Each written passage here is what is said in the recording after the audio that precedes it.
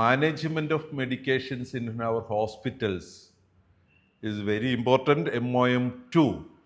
The second standard of management of medication says that the organization develops, updates, and implement a hospital formulary. In our HIMS, GRAPES, IDMR, we have a special session for that. There in our material management, you can see a medicine vocabulary area that will help you to create your own formulary for your hospital.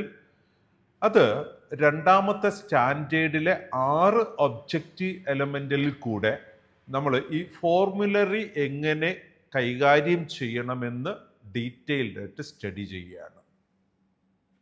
ആദ്യത്തെ ഒരു core objective എലമെൻറ്റിൽ നമ്മൾ വളരെ serious ആയിട്ട് കാണേണ്ട കാര്യത്തിൽ കൂടെ കടന്നു വന്ന് 2 കമ്മിറ്റ്മെൻറ്റ് ഒബ്ജക്റ്റീവ് എലമെൻറ്റുകളും ഒരു അച്ചീവ്മെൻറ്റും കഴിഞ്ഞ് അടുത്ത 2 കമ്മിറ്റ്മെൻറ്റ് ഒബ്ജക്റ്റീവ് എലമെൻറ്റിൽ കൂടെ അങ്ങനെ 6 ഒബ്ജക്റ്റീവ് എലമെൻറ്റിലാണ് നമ്മൾ ഇതിൻ്റെ ഡിസ്കഷൻ നടത്തിക്കൊണ്ട് പോകുന്നത്.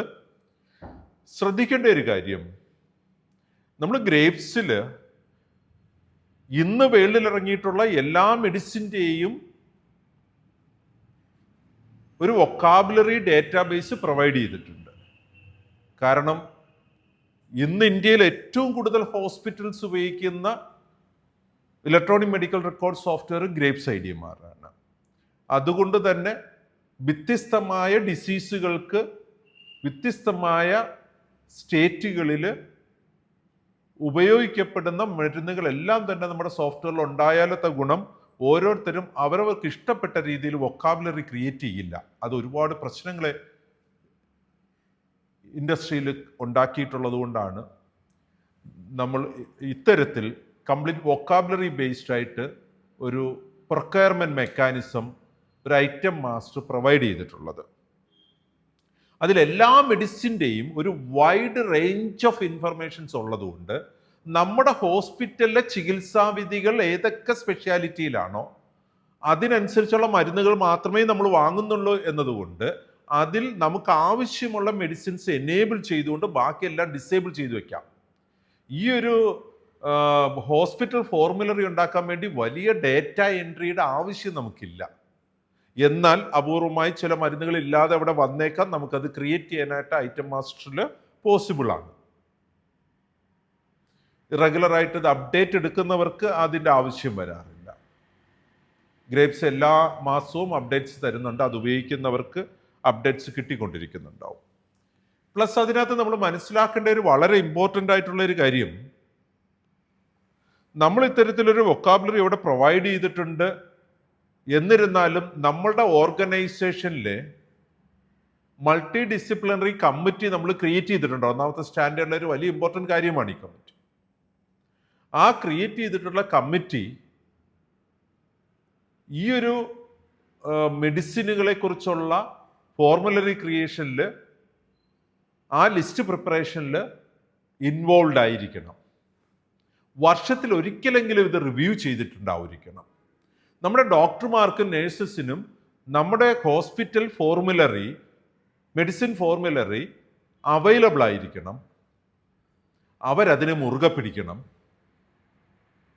ഇങ്ങനെയുള്ള കാര്യങ്ങൾ ഡിസ്കസ് ചെയ്യുമ്പോൾ ഗ്രേപ്സ് വർഷങ്ങൾക്ക് മുമ്പ് തന്നെ ഇത് ഫോക്കസ്ഡ് ആണ്. കാരണം നമ്മൾ ഈ ഇൻഡസ്ട്രിയിലേക്ക് വന്നത് തന്നെ മെഡിക്കേഷൻ എറർ കൊണ്ടുണ്ടായൊരു ഡെപ്ത് ഒരു ഫാമിലിയെ എങ്ങനെ ഡിസ്റ്റർബ് ചെയ്തു എന്ന് കണ്ടതിൽ നിന്നാണ് ഇലക്ട്രോണിക്സ് ഇൻഡസ്ട്രിയിലായിരുന്ന ഞാൻ ഒരു സോഫ്റ്റ്വെയർ ഇൻഡസ്ട്രിയിലേക്ക്, അതും ഹെൽത്ത് ഇൻഫോർമാറ്റിക്സ് ഇൻഡസ്ട്രിയിലേക്ക് വരാൻ കാരണമായത്.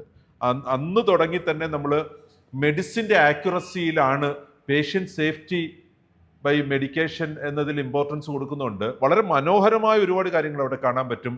ഡോക്ടേഴ്സിന് നമ്മുടെ വൊക്കാബുലറി അവരുടെ പ്രിസ്ക്രിപ്ഷൻ പാഡിൽ തന്നെ അവൈലബിൾ ആണ്.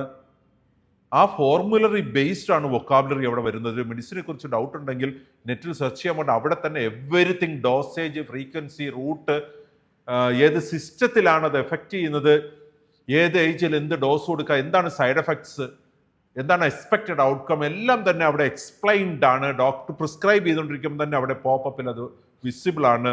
അവിടെ വരുന്ന ലിസ്റ്റ് നമ്മളുടെ ഫോർമുലറിയെ ബേസ് ചെയ്തിട്ടുള്ള ലിസ്റ്റാണ് ഡോക്ടർക്ക് കിട്ടുന്നത്, നേഴ്സിനും അതേ കിട്ടുന്നത്. ഇനി നമ്മളുടെ ഒരു ഹോസ്പിറ്റൽ കീപ്പ് ചെയ്യേണ്ട കാര്യമാണ് നമ്മളുടെ ഹോസ്പിറ്റൽ ഫോർമുലറിയെ ഡോക്ടേഴ്സ് മുറുകെ പിടിക്കണം എന്നുള്ളത്. നമ്മുടെ പർച്ചേസിലും പ്രൊക്യർമെന്റിൽ നമ്മുടെ പ്രൊസീജിയറുകൾക്ക് ആവശ്യമായ തെറാപ്യൂട്ടിക് സർവീസസിന് ആവശ്യമായ മരുന്നുകൾ ഫോർമുലറിയിൽ ക്രിയേറ്റ് ചെയ്തിട്ടുള്ള ലിസ്റ്റ് അനുസരിച്ച് പർച്ചേസ് ചെയ്യുന്നതിനൊരു പ്രൊസീജിയർ നമുക്കുണ്ടാവണം.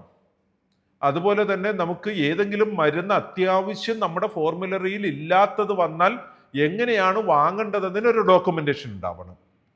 ഈ 2 ഡോക്യുമെന്റേഷൻ വളരെ ഇമ്പോർട്ടൻ്റ് ആണെന്ന് ഈ 2ാമത്തെ സ്റ്റാൻഡേർഡ് പറയുന്നുണ്ട്. നമുക്ക് എങ്ങനെയാണ് പുറത്തുനിന്ന് വാങ്ങേണ്ടത്, എങ്ങനെയാണ് ഫോർമുലറി മെഡിസിൻസ് നമ്മുടെ പ്രൊക്യർമെന്റ് നടത്തേണ്ടത്, ഈ 2 കാര്യങ്ങളെക്കുറിച്ച് ഡോക്യുമെന്റഡ് ആയിട്ട് തന്നെ ആയിരിക്കണം ഗൈഡ് ലൈൻസ് ഉണ്ടാവേണ്ടത്. The organisation develops, updates and implement A hospital formulary MOM 2. അതിൻ്റെ 6 ഒബ്ജക്റ്റീവ് എലമെന്റുകളെ കുറിച്ച് നമുക്കിപ്പോൾ പഠിക്കാം.